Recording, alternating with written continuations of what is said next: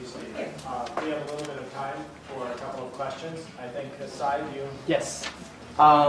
Thank you for coming. I'm Sai Vang. I'm a Hmong organizing leader with Take Action Minnesota. St. Paul has a large Hmong community. How will you work with legislators to grant proper burial sites for Hmong Secret War veterans who fought alongside the U.S.? Oh, really good question. So this is the first time I've heard that there is an issue with respect to that. And so I had an opportunity to serve in the Senate with Senator reNEW.mn. And so on a question like that, the first thing I would do would pick up the phone and talk to Senator reNEW.mn about what she's hearing from the community about that issue. The other thing, we all too often take our veterans for granted. We use rhetoric to support the folks who've made sacrifices for this country, and then we don't follow through. And I think it's important to have the courage of our convictions about fighting for our veterans, no matter what ethnic group they're from. And one experience I had when I was in the state Senate, a constituent of mine named David Day, a police officer, was killed by a roadside bomb in Iraq, and he left behind a widow. They had been married less than 9 months, or less than a year, and because they got married just before he shipped out to Iraq. And she wasn't going to be eligible for his police department pension because they'd been married too short a time.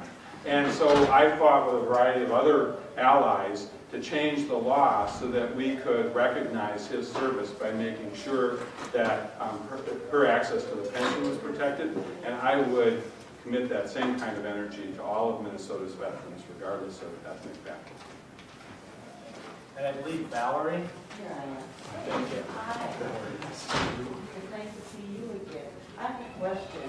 Minnesota is at an all-time record high on foreclosures in this state.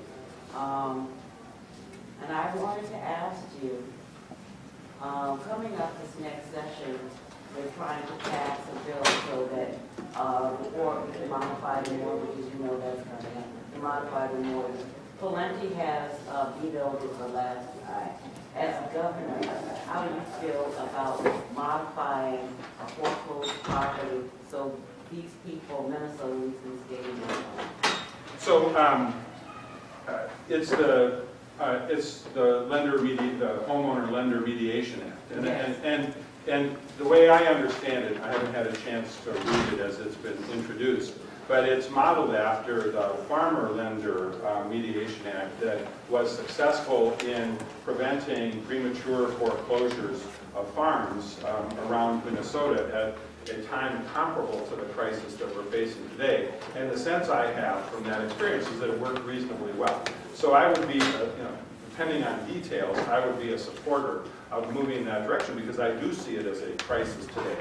Not just for the families who are affected by the foreclosure, but for our society as well. Because we have to do a variety of things to prevent any downward spiral. It's nice to see that the economy is inching forward, but there are way too many people still out of jobs. We've got to get people back to work. And while we're waiting for those jobs to develop, if we let the foreclosures start to pile up and really snowball, the risk is that they will stall this recovery and make it much harder to get back out of this hole.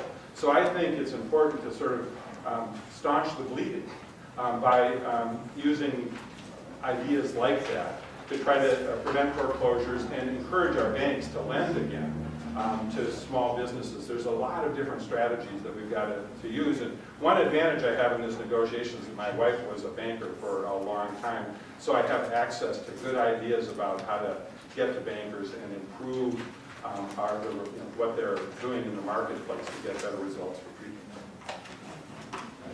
Thank you so much.